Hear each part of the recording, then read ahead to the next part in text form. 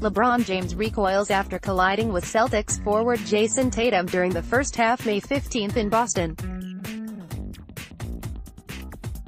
Charles Krupa, the Associated Press. Things were grim for the Cavaliers on May 13 after they lost Game 1 of the Eastern Conference Finals to the Boston Celtics, 108-83. But LeBron James said he wasn't worried. "I have zero level of concern at this stage," James said in his post-game news conference. That meter moved in the wrong direction on May 15 in Game 2 at TD Garden when the Celtics played flawlessly in the second half to win, 107-94, and take a 2-0 series lead. James looked like a different player in Game 2. But it didn't matter, and that's why the Cavs should be concerned even with the series shifting to Quicken Loans Arena on May 19.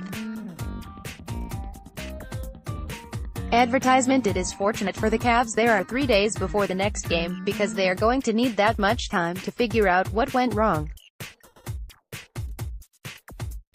The Cavaliers showed more energy in Game 2, in spurts, anyway, but were overmatched by Boston's poise. The Cavaliers are supposed to be the team that plays like it's been here before. Instead, the Celtics are playing like defending conference champions. "We have to be tougher," Cavs coach Tyrone Lue told reporters after the game. "They're playing tougher than we are. We see that. They're being physical. We have to be tougher mentally and physically."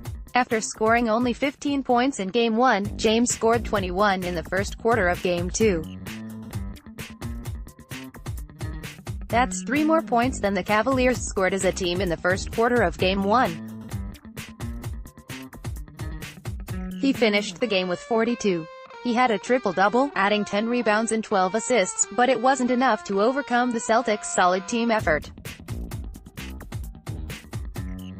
James had 25 points in the first half in 18 minutes, but the Cavaliers led by only 55-50.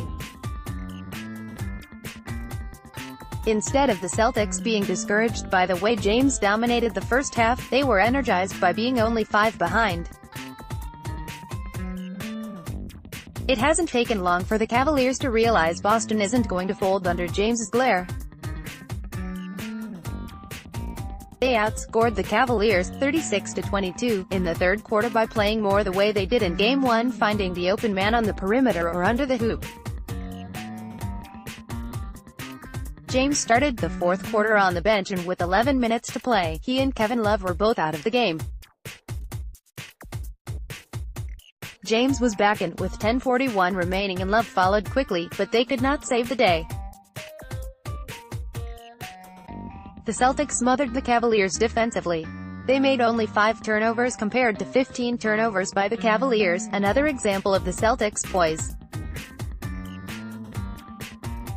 A driving layup and a free throw by James cut Boston's lead to 95-87. 52 seconds later, after Love rebounded a missed shot by Al Horford, James hit a 17-foot jumper to make it a 6-point game with 4:41 to play, and still the Celtics did not falter.